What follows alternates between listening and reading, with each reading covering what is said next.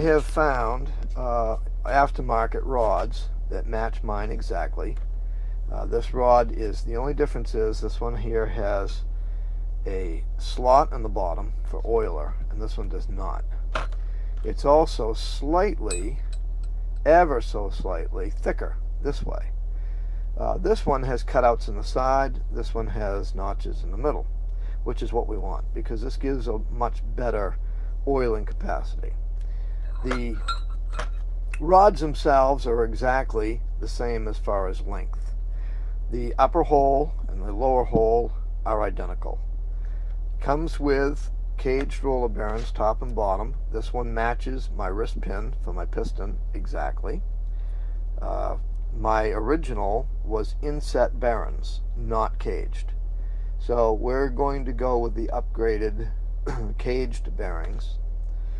And the only other difference that I have found, and this might be a problem, is the pin. There's two differences. Mine is hollow. Theirs is solid. So it's going to add a little bit more weight. And of course, when we're dealing with aircraft, weight is everything. The differences, we'll have to weigh exactly what the differences are, but I can't replace one pin. I have to do them all because every rod has to be balanced the same to keep the crank and everything within balance so we don't have any high-speed vibrations or frequencies or anything like that. The other difference is, if you look, it's 2 millimeters taller. Now, there's two things I can do. I can either press it through the crank web, which we have right here.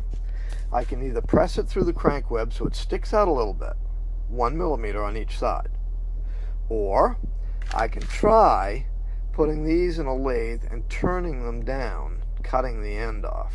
In other words, we'd have to put it in here and we'd have to cut the end and cut it down to be exactly the same length. Now that is the only difference, but that is the closest we can find to matching these rods that come out of a 90s series engine put out by Cuyuna. So the dilemma is, do I press it through a little bit more? I got to keep the web distance the same, and it's got to come through on both sides exactly the same, which might be a little bit tricky when I start pressing through the hole. In other words, I'd have to press it not all the way through, and then when I come through to the other side, the other piece of this, I would have to go the other web on the outside. I'd have to push it through a little bit further than what I need to. I might be able to measure that distance based on the thrust washers that come with this. Now, with this new rod, we have the new bearings. We also have these thrust washers. Now these measure 1 millimeter each. So if I was to put this on,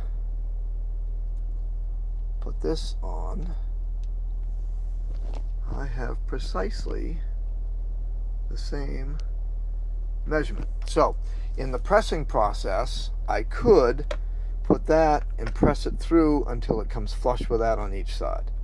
That would leave it sticking out 1 millimeter on each side of the web, but we need to document this so that if we ever tear it apart again, that we know. The critical part is when we're done, these webs have to have the proper clearance in here so that the pistons are dead centered in the cylinders on all three, because if we push it through, that's 2 millimeters. So if we're off by 2 in the first one, not a big deal. But if we're off on either one on the other side, it's going to move the pistons out 1 millimeter, which would put a little bit of strain inside the cylinder. We don't want the cylinders, which bolt onto the block, to be offset, you know, this way and this way, for the pistons to remain dead center. So I think what I'm going to end up doing is not trying to turn these, because if I ruin this, the only way to get this new pin is to buy this whole rod kit, which was 110 bucks. So I'd rather not destroy this pin. Now, what I am going to do is weigh the difference between these two pins, because this one is considerably heavier than that one. Not only because it's solid, but because it's a little bit longer. I don't dare drill it out. I could, I suppose, take it to a machinist or put it on my lathe and drill out the center hole and alter it that way. But I would prefer not to alter anything and have a little bit heavier crank and deal with that. I think I'd have a much more stable unit, and everything would be OEM exactly the way it's produced. That's the dilemma we're at. So when we get ready to press this crank back together, we will start a video and show that as well. We have made up a pressing jig here for cylinder number 3. Now cylinder number 3 is where we need to begin. You'll see there's a space here. That's because the pin is sticking through 1 millimeter, and then we have this plate on the pin, this plate holding this plate holding this one flush with this. This is pushing up here so that we get an even thrust coming down so that it won't curve. So what we're going to do now is we're going to press this down, not much, just enough to get it started.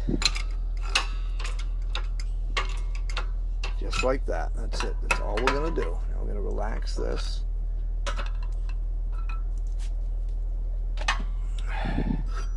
Now we've got to put this unit onto the lathe, and we have to track both end pieces here to make sure that we've got these webs lined up. What we have to do is turn it in the lathe on one end and see if this other end is wobbling.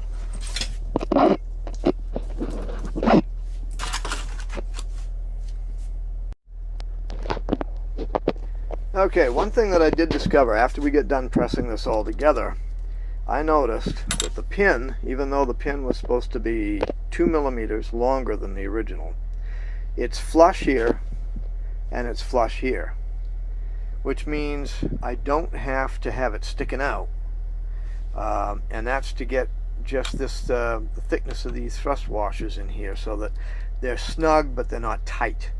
That'll take up a little bit of spin. I can actually turn them by hand, so I don't want them so tight that they won't turn, and if I try pressing it any tighter, it binds up this so that it won't turn at all, and I'm afraid I'm going to crush the bearings, the cage for the bearings, so we don't want to do that. So we're going to leave it the way it is. The only problem that I see with having this pin come flush like this is it makes the webs further apart by 2 millimeters. Now by the time I get to the next cylinder, it's going to be off by 3 millimeters because I got, well, 2 millimeters because I got one here and I'll have one here setting this one. Then cylinder number 1, which will be up on the other end, this is number 3, then we'll get number 2, and then number 1. Each one is going to be 2 millimeters off.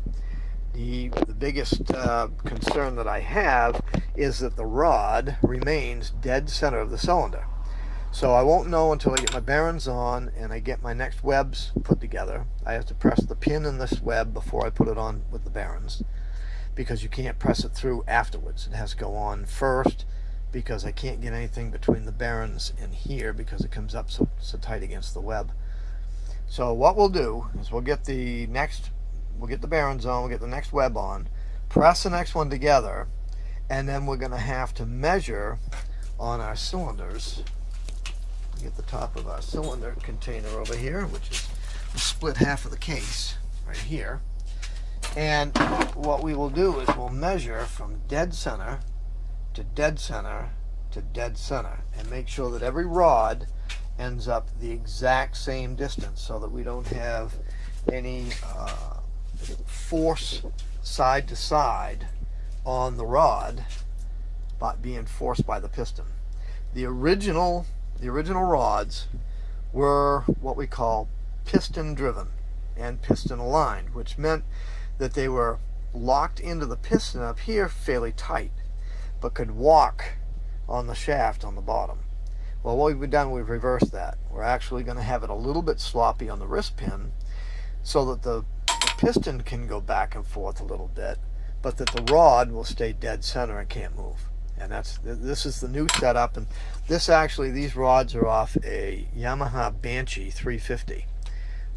And what we're doing now is converting with these new rods because they get the better oilers, the better bearing setup, and hopefully this new setup will upgrade the engine and cause the crank to go the full TBO of 1,000 hours. So we're waiting now for the bearings to show up, and then we'll proceed and see how this measurement comes out. Okay, I'm not sure if this is going to get the video or not, but here we have the brand new bearings.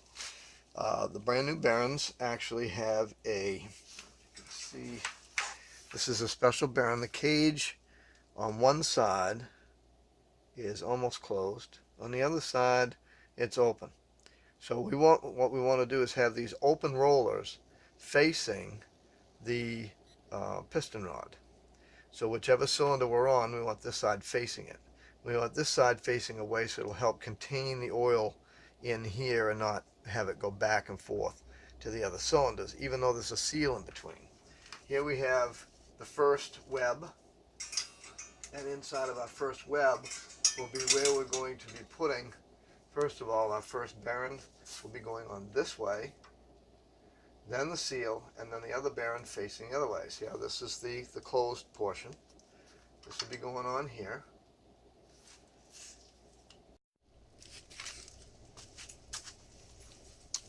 Okay, so now what we got to do is press this piece, the dowel lined up, put that in there, get our round pressing plate, goes in here, like that, press this down until it and the bearing are both tight. Now that's not going straight, is it? So that's not going to work. I guess what we have to do is find something to fill that gap in with. Let's see, we have this. That won't fill it.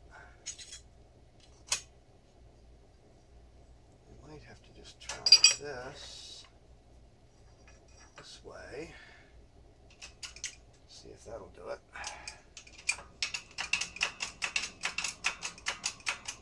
This to be dead center.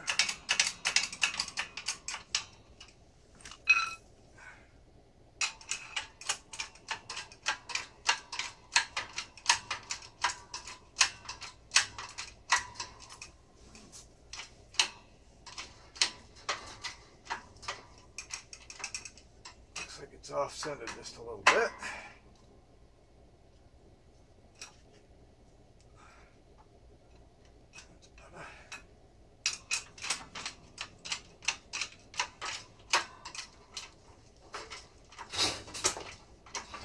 Until it's tight against the bearing.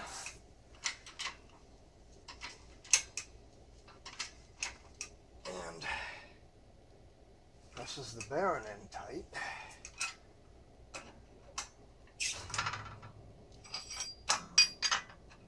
And it's nice and flush. Like that. Alright, so now you can see that this bearing is in tight. This is down flush, and we have just enough room for that seal to go in there like that. Nice and lubricated. Alright, so that part is done. Now the next major problem is to get the next rod assembly in. Now if you see here, we don't have very much clearance here. So we're going to have to use one of these pushing plates as close to that bearing as we can get it on either side of that hole. So we're going to have it come in this way,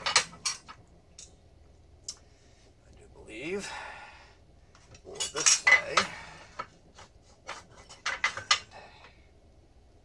See how lined up we can get that.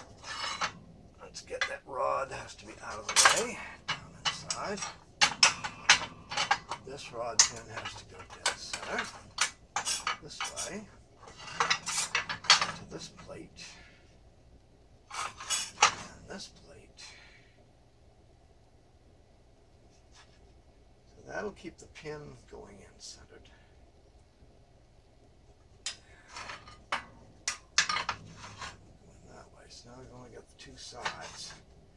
Alright, so now here's where it gets really tricky, because this next rod, we have to put the washer, the bearing, the rod, and then tip it up and put it in this way, pushing down on that pin and getting this lined up. So we have to start it, and then we're going to have to eyeball it for play again, just like true again, just like we did the other one.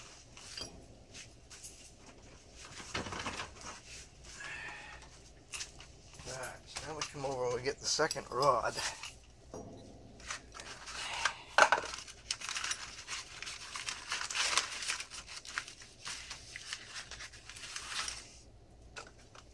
Top bearing back in the box. And back over there. Okay, now washers. I have to put on thrust washer, rod with bearing, thrust washer. We have to tip it over.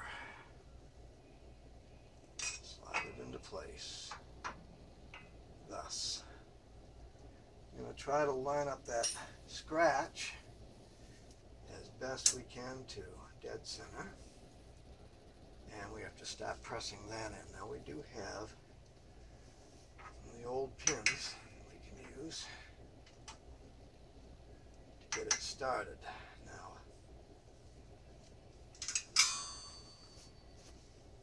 that scratch is here and here, and we got to get it started. So let's just start it first.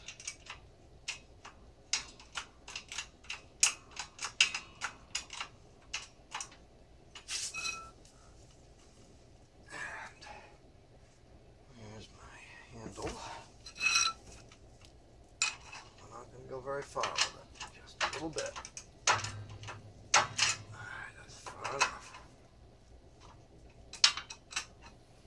Alright, now this is where our truing gauge will come into play. So now we got it started. Let's take this out.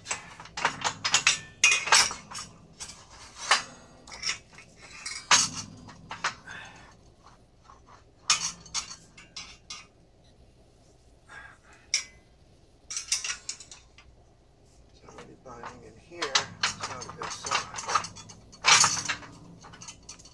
Alright. Now the next thing we got to do is find out if these scratch marks are lined up. If they're not, we have to turn this either this way or this way to get an alignment here. So the next thing we have to do now is put this into the crankcase block. Tighten the block down, and then we're going to put a truing gauge here and here to make sure we don't have any wobble. So that's the next thing that we're going to do.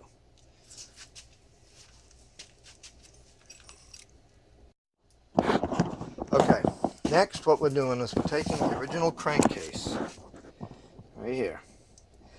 You can't put this in because the web's not close enough to go into the joint, so we're going to use this bearing right here as an alignment to do our runoff. Now you see this is going to be a little bit loose, so we're going to have to take the case back together like this. And what that will do is that will keep this from wobbling on this end. Like that. Is what we're going to do is we're going to bolt it in. We'll bolt it down. We'll bolt one of the heads on.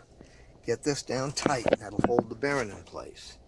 And then once we tighten this up to the point where that can't move, then we're going to measure runoff by turning it in this bearing here.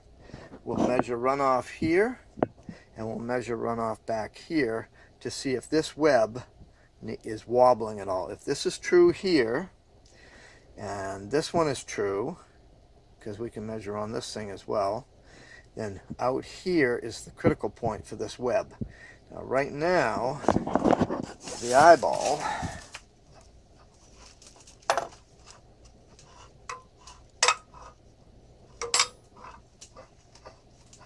it looks like it's wobbling a little bit.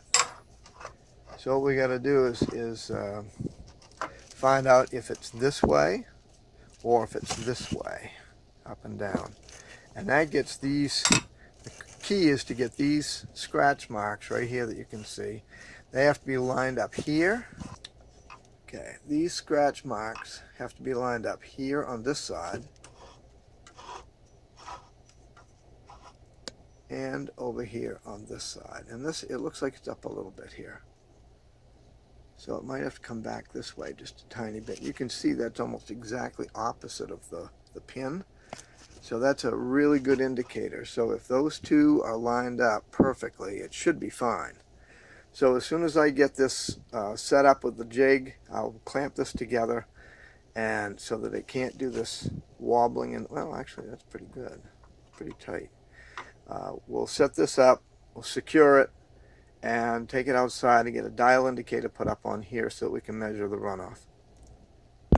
Okay, we have pressed this apart and back together 2 or 3 times to get it 100% to where it is. What we got now is, if we measure the runoff on the inside of the shaft, we got the low spot is right top dead center of the rod.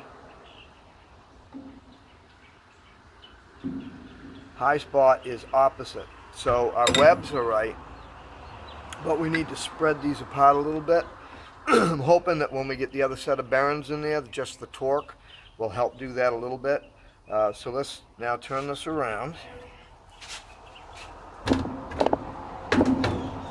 Let's check the other shaft.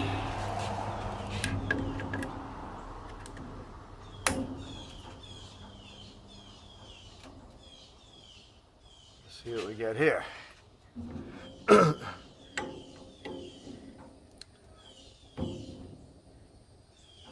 We got low. Low is at the pin. High is opposite the pin. All right, so this one also is the web being pulled in or out based on the actual pin itself. So hopefully these will correct as soon as we put the other sets of bearings in. So now at least we get the webs in the right position this way. All of our scratch marks are lined up perfectly. When we go opposite, we're in the middle of the roll, so it's continuing to only be off. I think I'm off 14 thousandths by just this web. So hopefully when we torque it all back together with all the bearings in it, we've still got to put 2 bearings in this end, 2 bearings in here, 2 bearings on this end. So once we get it all back together, right now we got the 3rd web to do. Here's what I've discovered.